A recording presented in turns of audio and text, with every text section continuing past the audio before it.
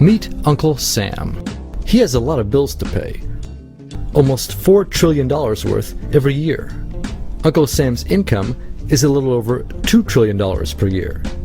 To make up the difference, the deficit, he does what most Americans do. He borrows money. When Uncle Sam takes out a loan, he calls it a bond. Bonds can be held by banks, investors, or even foreign governments. Uncle Sam has to promise to pay interest on these bonds, just as you do on any loan you take out. Ever think about paying your mortgage with your credit card? That's exactly what Uncle Sam does. He takes out new loans, new bonds, so that he can make payments on the old ones. All those loans, and especially all that interest, adds up.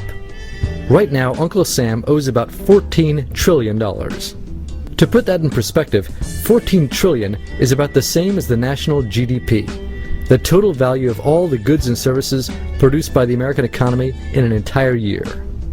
It's such a huge amount of money that Uncle Sam is starting to run out of people to borrow from, and he's having trouble just paying the interest on his loans.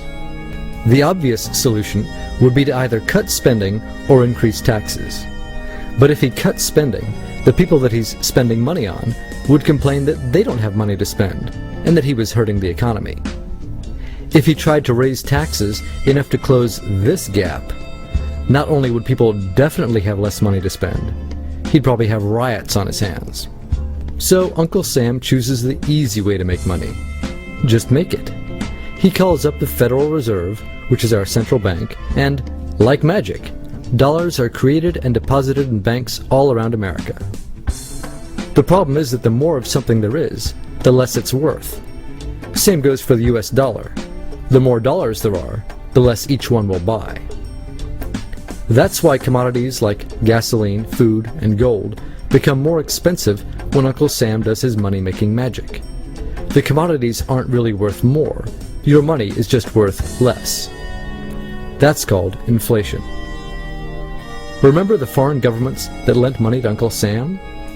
When they lent money to the American government, something interesting happened. It made the US look richer and their countries look poorer.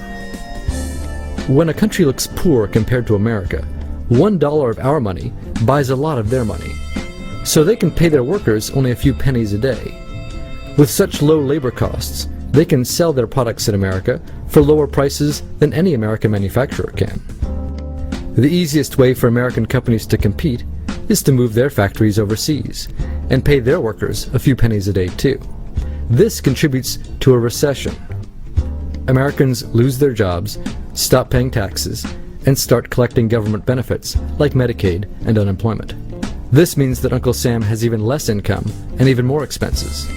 At the same time, the people who still have jobs are desperate to keep them, so they tend to do more work, but not to get paid anymore. When your dollars are worth less, and you're not earning more of them, that's called stagflation. And this is why Uncle Sam is in a catch-22.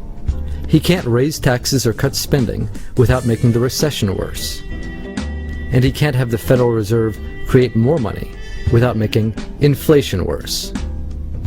For now, he can keep borrowing money, but since he can't even pay the interest on the loans he already has, it just makes his inevitable bankruptcy even worse.